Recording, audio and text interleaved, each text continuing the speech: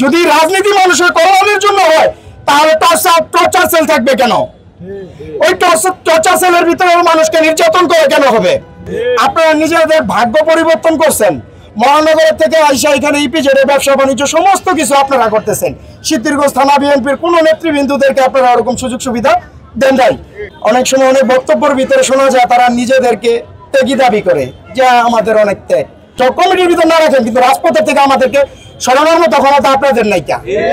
যখন কমিটি হয়, কমিটির বেলায় মনে করেন নির্যাতিত আর ত্যাগীদের কোনো মূল্যায়ন নাই। পুলিশের প্রশাসনের যে মায়ের নির্যাতনের শিকার আমরা হয়েছি তার 3 ভাগের 1 ভাগ আপনারা হন নাই কেন?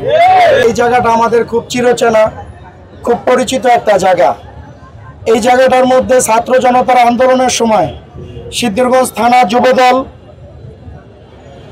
চিটাং রোড থেকে সাইনবোর্ড পর্যন্ত আমাদের অবস্থান ছিল। আমাদের নেতৃত্ব দিয়েছেন মাজদুল ভাই, কোথায় থেকে কি করতে হবে, কোন জায়গায় থাকতে হবে। মাজদুল ভাইকে নির্দেশনা দিয়েছেন বীর মুক্তিযোদ্ধা আলহাজ মোহাম্মদ গিয়াসউদ্দিন সাহেব। বিগত আন্দোলন সংগ্রামে যুবদলের যথাযথ ভূমিকা ছিল। আমরা অনেক নির্যাতিত নিপীড়িত, কিন্তু যখন কমিটি হয়, কমিটির বেলায় মনে করেন নির্যাতিত আর ত্যাগীদের কোনো মূল্যায়ন নাই। আর আমরা নাচর বান্দা, আমরা কোনো ভোগে বিশ্বাসী না, আমরা ত্যাগে বিশ্বাসী। রাজপথের নেতা কর্মীদেরকে তাদের মূল্যায়ন করে নেই। অনেক সময় অনেক বক্তব্যের ভিতরে শোনা যায় তারা নিজেদেরকে ত্যাগী দাবি করে, যা আমাদের অনেক ত্যাগ।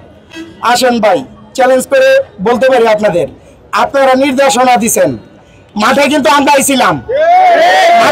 আইছিলাম, আপনারা জেল খাটছেন। আপনার থেকে মনে হয় 2-1 বার কোন জেল আমি মাহবুব খাটি নাই। আমরা দফায় জেল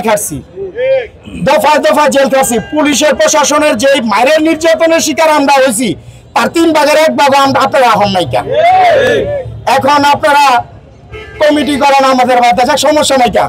আমাদের কোনো কমিটি লাগে না। আমরা জানি রাজপথ কখনো কারোর সাথে বেইমানি করে না। তো কমিটির ভিতর না রাখেন কিন্তু রাজপথের থেকে আমাদেরকে সরানোর মতো ক্ষমতা আপনাদের নাই কেন? আপনারা মনে করেন নিজেদের ভাগ্য পরিবর্তনের জন্য রাজনীতি করছেন, এখন বিভিন্ন ব্যবসা বাণিজ্য সমস্ত কিছু করতেছেন, দলীয় নেতা কর্মীর খবর রাখেন না।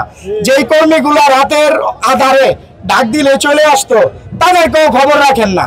কে অসুস্থ, বহু যুবদলের নেতৃবৃন্দ অসুস্থ হয়ে মারা পর্যন্ত গেছে, তাদেরকে খোঁজ খবর আপনারা নেন নাই কেন? আপনারা নিজেদের ভাগ্য পরিবর্তন করছেন। মহানগরের থেকে আইসা এখানে ইপিজেডে ব্যবসা বাণিজ্য সমস্ত কিছু আপনারা করতেছেন।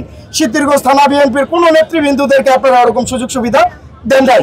যাদের অতীতে রাজপথে ভূমিকা ভালো ছিল তাদেরকে ডাকেনও না, তাদেরকে এখন শত্রু মনে করেন আপনারা। আপনাদেরকে একটা কথা স্পষ্টভাবে বলে দিতে চাই, আমরা রাজনীতি করি মানুষের কল্যাণের জন্য। সাধারণ মানুষ আমাদেরকে বন্ধু হিসাবে নিবে, ভাই হিসাবে নিবে, কোন নেতা হিসাবে সাধারণ মানুষের পাশে আমরা থাকতে চাই না।